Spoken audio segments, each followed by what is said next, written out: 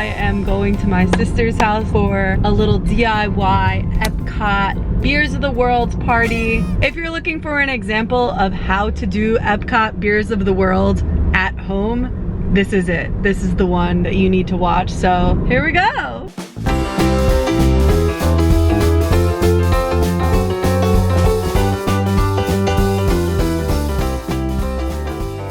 We are starting our journey in Mexico. By the way, my sister made these really cool menus for each country that I'll be inserting throughout the entire video. But basically we set up the food in advance and then made drinks one by one as we went through each country. In Mexico, we had avocado margaritas and chicken quesadillas. This was my first ever avocado margarita, but apparently they have these in the parks and they got the specific recipe that they actually use in Disney World. Then we traveled on over to Norway where we ate these delicious pastries that my sister made from scratch. My sister basically made everything here from scratch, which is insane and awesome. And alongside of this pastry, we had a coffee sweetened and mixed with dairy-free Baileys. Heading on over to China now, which also has a coffee-inspired drink. This drink is called Tipsy Ducks in Love. It's a mix of black tea, coffee, chocolate, whiskey, and dairy-free milk. Okay, the food we had in China was outstanding. This was my favorite food of the entire day. They're homemade pork bao buns. My sister made homemade bao buns for this event. I was thoroughly impressed. In Germany, we had Pretzel und Bier. This beer was so good. It's called a Weissbier.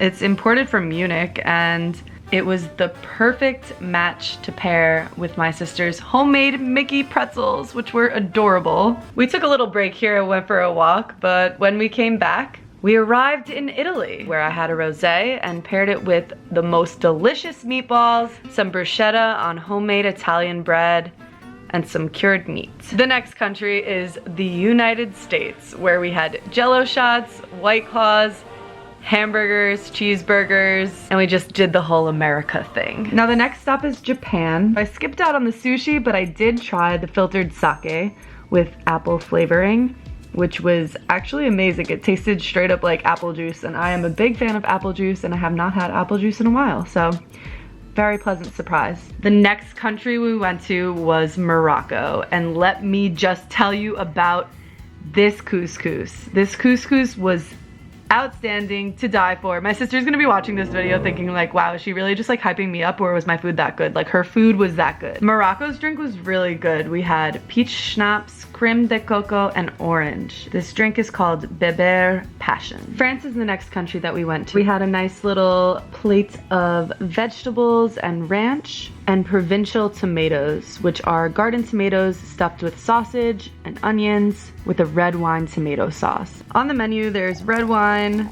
sparkling white wine with a French name, and a mimosa. In the United Kingdom, I had a drink called the Queen's Cousin, which is a cocktail that came in a mixology book that I gave my sister for her birthday. The food in the United Kingdom was bangers and mash, which is pork sausage served with mashed potatoes and onion gravy. So good. Canada is the last country on the list where we had poutine. And to finish this whole Beers of the World thing really strong, we took a maple syrup shot, which is a shooter made with half bourbon whiskey, half maple syrup, and a maple bacon chaser. We did it. We did have some dessert. I actually brought over chocolate covered apples.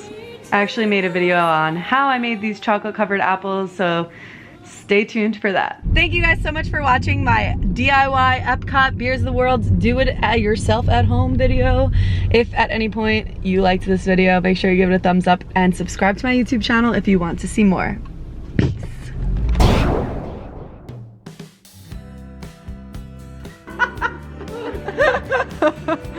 And we made a mess. Oh yeah. This is insanity. You guys like my Mickey shirt? It's vintage. I'm excited for you guys to, oh no! Tinkerbell, you fell. So cute.